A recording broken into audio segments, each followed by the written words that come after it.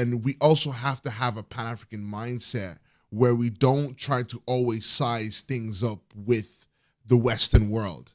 And that Hmm. way, even when we're actually determining the values that Africa has, we're better able to see those values and those pros, because we're no longer looking at it through a Western lens, right? Hmm. So you're mentioning, okay, there might be water cut off, there might be this cut off, or whatever.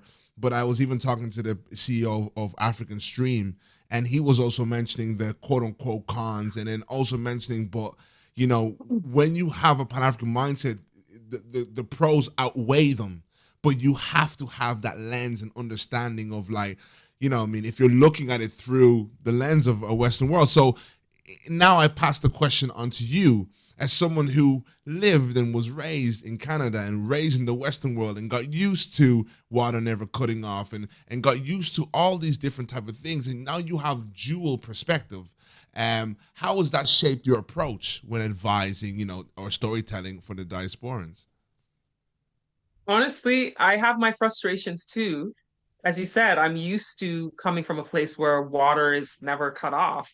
If it's cut off, it's because some kind of accident or emergency happened. Like, you know, it's not a normal thing to be like, oh, every week my water's going to be off at least once or twice, sometimes three times. It's not something that you ever have to deal with. So it is a frustration. The reality is, yeah, I give people advice on coming to Ghana, but I am not immune to feeling those frustrations as well, because trust me, I'm a human being and change doesn't happen if everybody abandons Africa. That's the thing is so many Mm, people abandon it and then it never gets to go to where it can go because everybody keeps abandoning.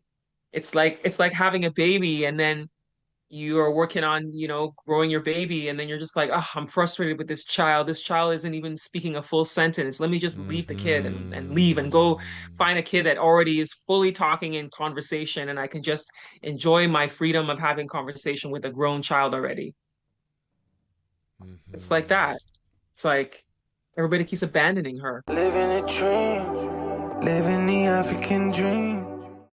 Are you planning to travel, relocate, or invest in Africa? Before making permanent decisions, equip yourself with the knowledge you need to make informed choices. Africa 101 is your guide to relocating, investing, and living in Africa. This is your essential resource, covering the basics and must-know insights to guide you confidently. Download your guide now at panafricanlifestyle.com and take the first step toward a thriving future in the motherland.